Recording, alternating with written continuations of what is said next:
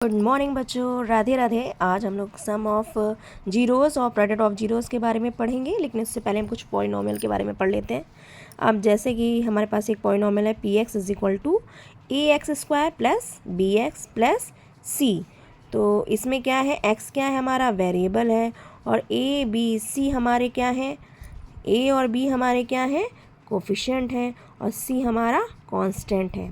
अब एक्स और एक्स क्या है हमारे वेरिएबल है। क्या है हमारे ये वेरिएबल। वेरिएबल क्यों बोलते हैं इनको, क्योंकि इनकी वैल्यू चेंज होती रहती है, और जो इनके साथ जो नंबर लिखा रहता है इसको हम कोफिशिएंट बोलते हैं। क्या बोलते हैं, एक्स स्क्वायर।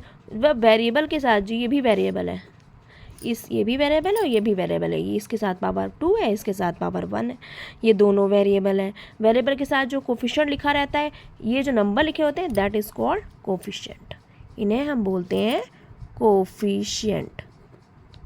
ओके, अब हम ये जो नंबर बचता है दिस इज़ कॉल्ड कांस्टेंट।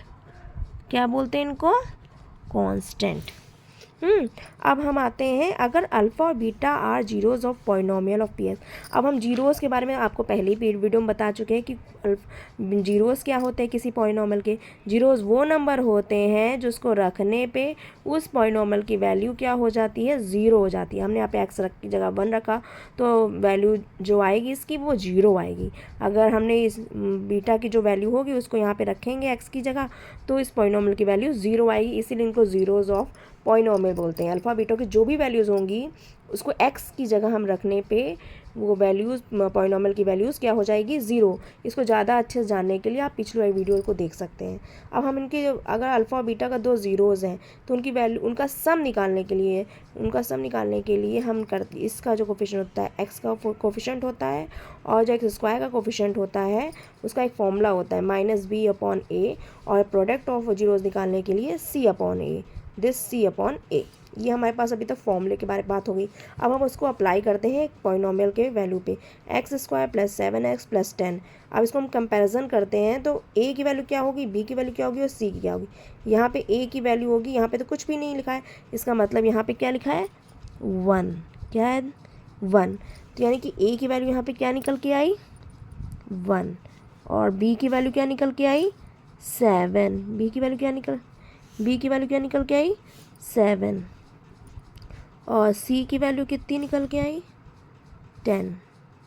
क्या निकल के आई 10। ओके, ए की वैल्यू हमें 1 मिल गई, बी की वैल्यू में 7 मिल गई, और सी की वैल्यू में 10 मिल गई। अब हम सम ऑफ जीरोज़ निकालते हैं, alpha plus beta is equal to minus b upon a. B हमारे पास पता ही है हमको, 7 रख दिया और ए की जगह 1 रख दिया। अब 1 से हम जब इसको डिवाइड करते हैं जब किसी भी नंबर को तो हमको वही नंबर मिल जाता है, तो -7 हमारा आंसर हो गया अल्फ़ा प्लस बीटा का। और प्रोडक्ट ऑफ जीरोज़ निकालने के लिए सी अपॉन ए करते हैं, सी हमारा 10 है, देख रहे हैं, सी हमारा 10 है, ए हमारा 1 है, तो 10 अपॉन 1 इज इक्वल टू 10 हो गया।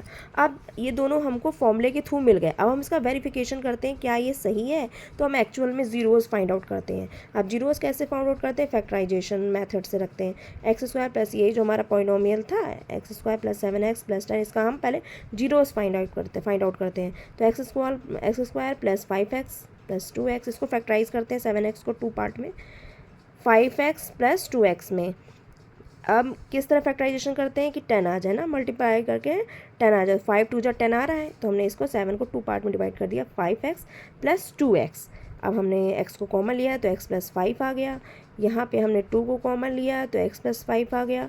अब x plus 5 plus x plus 2 दो ये आया, और इसी से हमको मिल गया, पहले से मिल गया हमको पहला zeros alpha is equal to -5, और दूसरे से हमें मिल गया दूसरा जीरोज़ एक्स बीटा मिल गया x इज इक्वल टू -2।